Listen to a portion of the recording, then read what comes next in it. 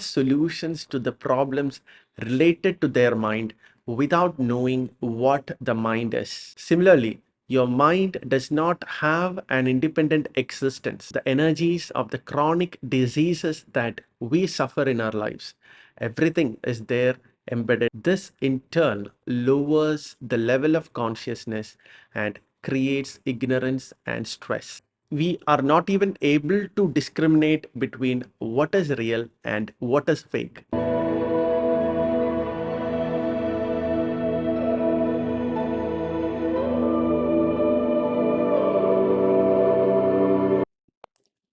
Can you find a person around you who does not have stress? We are now living in a world where even anxiety and depression are considered normal to have. People are desperately trying to find out ways and means to get rid of stress and other related mental health problems.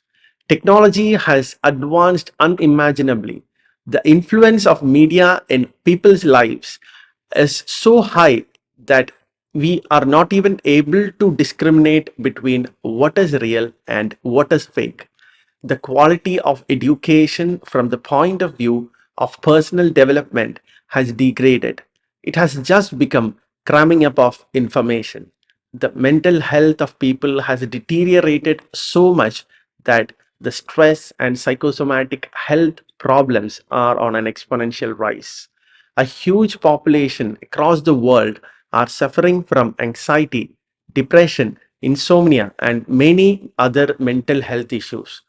Even developed countries like the USA have 30 to 40 percentage of adult population suffering from symptoms of insomnia. The fact is that people are trying to find solutions to the problems related to their mind without knowing what the mind is. In this video, we will be sharing some unique and very important information about the human mind and how it functions from the wisdom of Purna Guru Sri Sri Madhavacharyan, the founder of Nirvana Yoga. This is the first video of a video series on mind. Please watch this video till the end. Guruji says, mind is the most powerful weapon on the earth.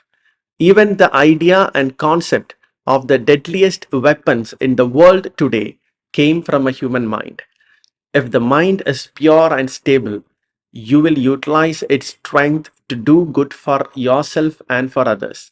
But if it is full of selfishness, then your actions will become immoral and harmful for others and yourself. Now, let's understand what the mind is.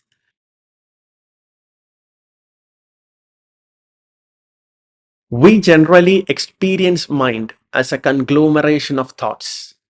But where do these thoughts come from?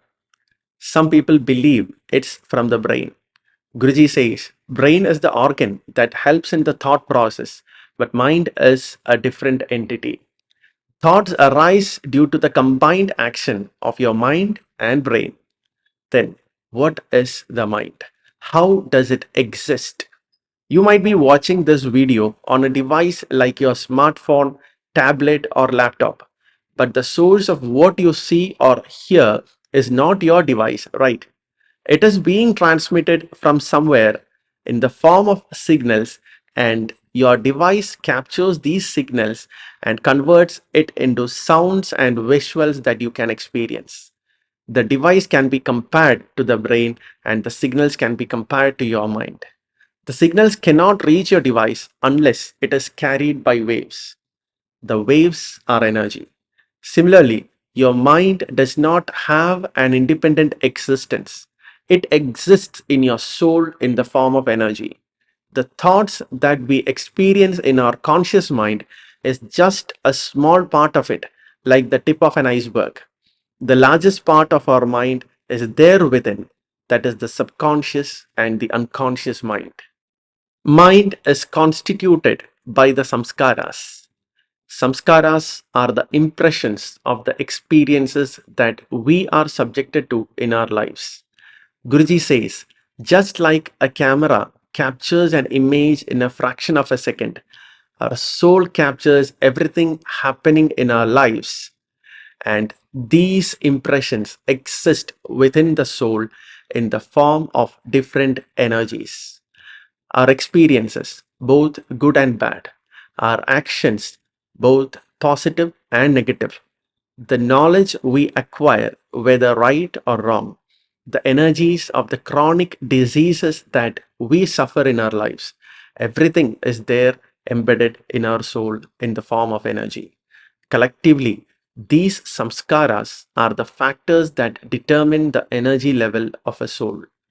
Our actions that are intended for the goodness of others create positive samskaras and positive energy within, whereas those actions that one performs to cause harm for oneself or others create negative samskaras and negative karmic energies in the soul, which depletes the energy level of the soul. This in turn lowers the level of consciousness and creates ignorance and stress. You might feel that your circumstances are creating stress and preventing you from becoming happy. But in most cases, the real cause is within. The samskaras create ego, ignorance, and intense desires that leads to suffering that gradually progresses from stress to psychosomatic ailments, poor relationships, and sorrow. On the other hand, Guruji says when you do good for others, that creates positive karmic energies in the soul and you experience peace of mind and happiness. That is why the first principle of Nirvana Yoga, propounded by Purna Guru Sri Sri Madhavacharyan, is selfless service or Nishkama Karma. It manifests in your body too. Now, the modern science says when you are engaged in activities of charity wholeheartedly, your body secretes happy hormones like serotonin, dopamine, and oxytocin. When we are in a human form, the soul starts acquiring these samskaras as soon as it enters the womb of a mother. That is why everything that happens around from this period of time influences the behavior, character, and mental development of a person. But Guruji says this is not a journey that started off in the present life. We are not just human beings searching for happiness. We are spiritual beings in a human form, knowingly or unknowingly in a journey to know who we are. This journey started off billions of years ago. Guruji says the first body of our soul was a single cell. It gradually evolved into multicellular organisms, then to tissue level organisms and organ level organisms, and then to organ system level organisms, from aquatic life to terrestrial life, and finally a human being. It was a complex process of evolution that took billions of years for us to become what we are now. The soul in this journey has acquired everything that it went through in the form of samskaras. Guruji says, we carry the history of our evolution. All these constitutes the mind. When we are in a human form, the soul exists within as energy body and causal body. The energy body is constituted by the chakras, yoga nadis, pranas, agnis, kundalini forces, and the sahasrara region. Most of the samskaras exist within the yoga nadis, which are energy channels connected to the chakras. These channels carry the vital energy to all parts of our body. The samskaras create obstacles to the flow of energy. The yoga nadis associated with the lower chakras mostly contains the energies corresponding to negative samskaras and negative karmic energies. These are the centers of lower emotions and animal instincts. The higher chakras are the centers of higher emotions and values.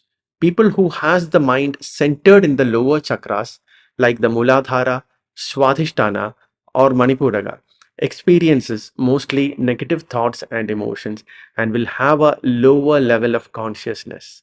There might be highly intellectual people, but they lack a value system to lead a higher order of life, and they are mostly selfish and stressful. Only by the purification of the samskaras and the upliftment of the mind to the higher chakras like the anahata, that is the heart chakra, and vishuddhi, that is the throat chakra, that is the seat of positive emotions like love, compassion, mercifulness. You will be able to experience positive thoughts and emotions that automatically comes from within.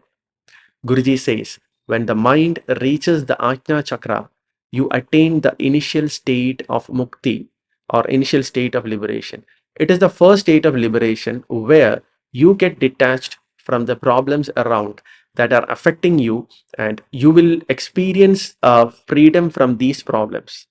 This is due to the detachment of your soul from your samskaras. This is the beginning of the real spiritual journey, and from here onwards, you are in a process of eliminating the samskaras that you have acquired in all the past lives, and only through this journey you will attain peace of mind and the pure state of meditation.